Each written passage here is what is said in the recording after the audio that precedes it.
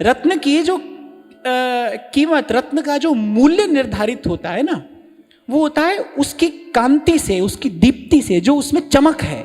एक मोती होता है जिसमें चमक दमक है, कांति दीप्ति है। एक है जिसमें नहीं है। वो कांति दीप्ति वाला जो मोती है उसका मूल्य सहस्र गुणा हो जाता है। वो जो कांति और द्युति है ना, वो उसका मूल्य बढ़ा देती है। ऐसी भजन भाव की जो कांति है, कांति माने चमक, द्युति माने दीप्ति माने दमक, ये भजन भाव की जो चमक है ना, वो है पातिव्रत।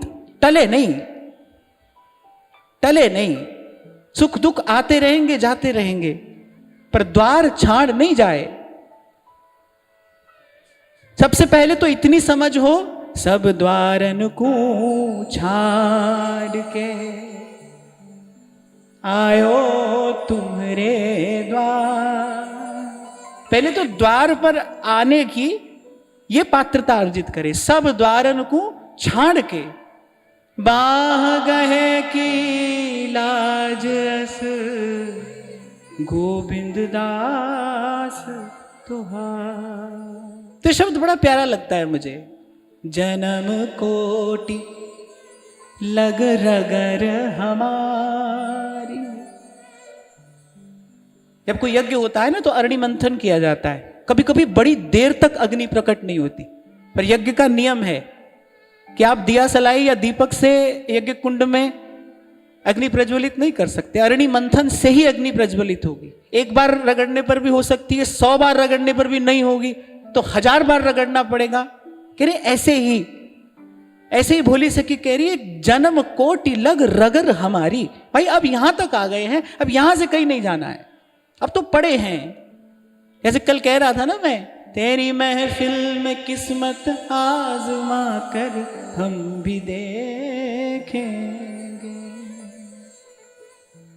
उठे शाम तेरी मोहब्बत का दरिया, मेरा डूब जाने को जी चाहता है, तेरा दर्श पाने को जी चाहता।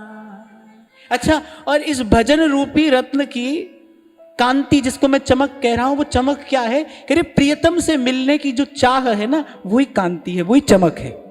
वो जितनी अधिक होगी उतनी भजन भाव में चमक अधिक होगी। बड़ी